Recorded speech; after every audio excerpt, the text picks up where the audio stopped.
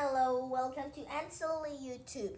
Today I'm going to read Greek legend stories. Chapter 11 Heracles the Goat.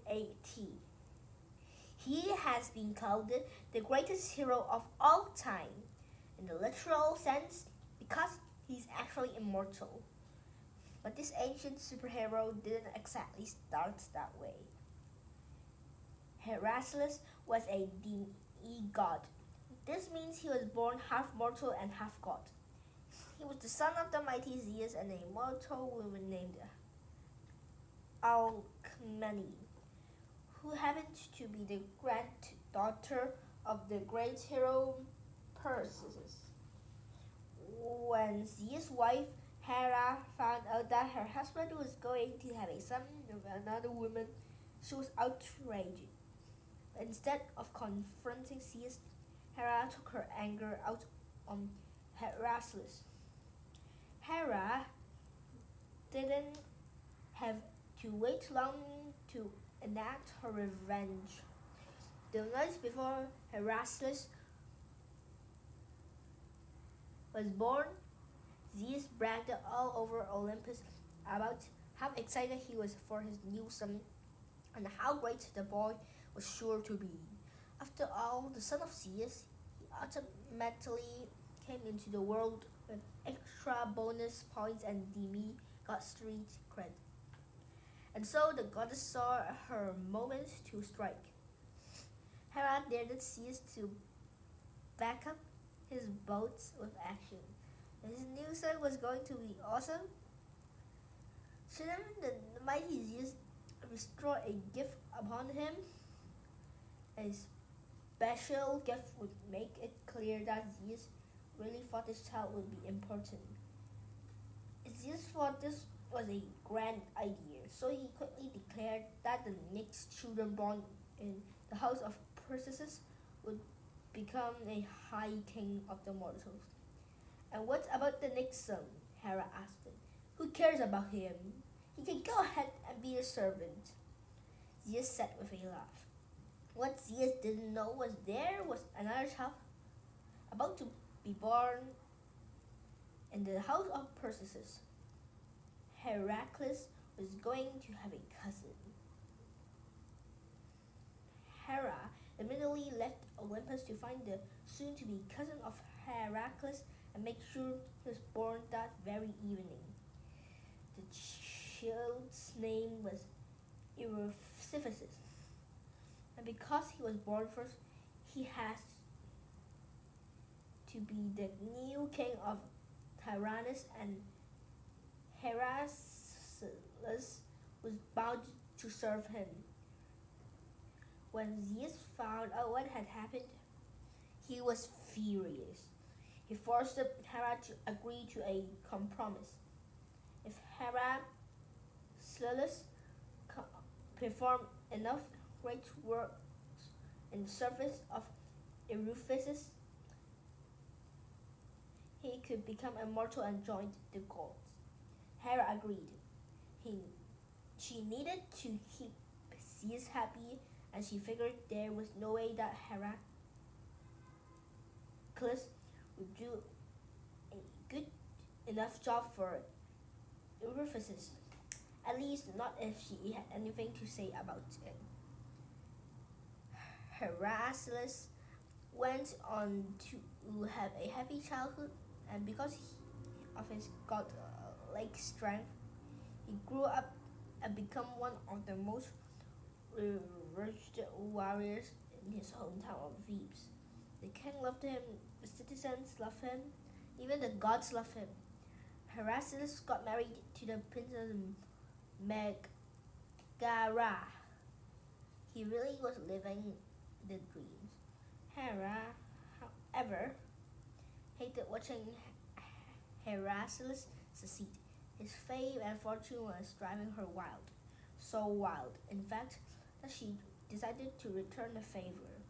One night, Hera visited Heracles while he was asleep and whispered an evil spell in his ears.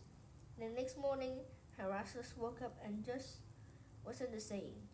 Hera's spell turned Heracles into a monster, and he started destroying everything in his path, including his home and his family.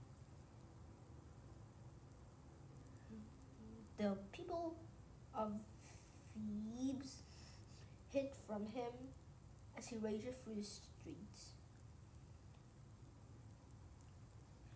Days later, when he came to his senses, he was mortified about what he had done and heartbroken over his actions. The demigod had no idea how to make things right, so he decided to visit the Oracle of Delphi to ask for advice. The Oracle told Heracles that he should go and serve his cousin Eurystheus, the king of Tyrians, and the baby that had been born before him.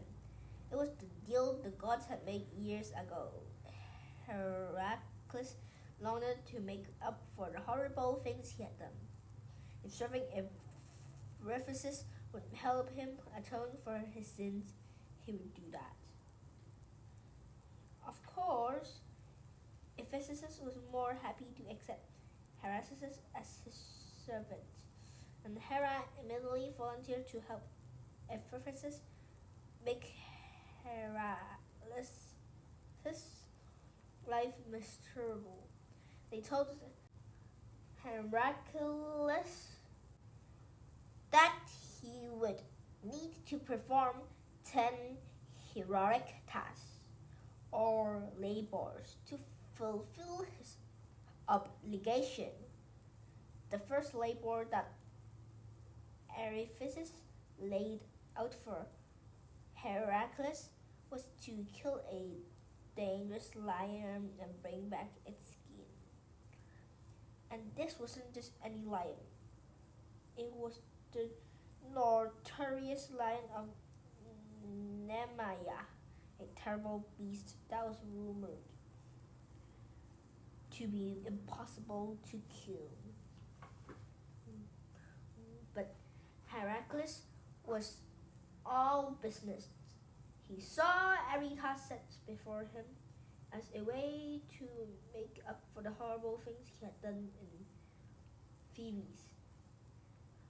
Heracles took his arrow and launched a perfect shot right at the heart of the beast. But the arrow simply smacked against the lion's chest and bounced right off. It didn't even break the skin. The lion lifted to his feet and charged at Heracles. Heracles thrust his blade towards the beast with all his might, but even his godlike strength couldn't penetrate the lion's hide. The beast ran away quickly and took shelter in a nearby cave. Heracles followed, venturing into the darkness. Suddenly, the lion pounced on him. Heracles knew his sword wouldn't make any difference, so he jumped on the lion's back and held on tight. It thrashed and rolled, but it couldn't escape Heracles' giant arm around its neck. Using only his bare hands and his strength, Heracles finally subdued the Nemean lion without even piercing its hide. Heracles brought the pelt back to Ephesus as requested. The king was shocked, and Hera was beside herself. She decided to whip up a brand new monster for Heracles to face, one that was going to be even more dangerous than a lion.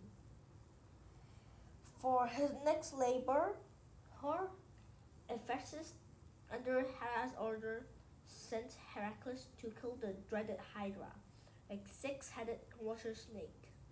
The Hydra was a complicated beast, in addition to being a giant water snake with 6 heads. could split addict from each one of his mouth, and its blood was poisonous. So yeah, there was a lot going on there. To be continued.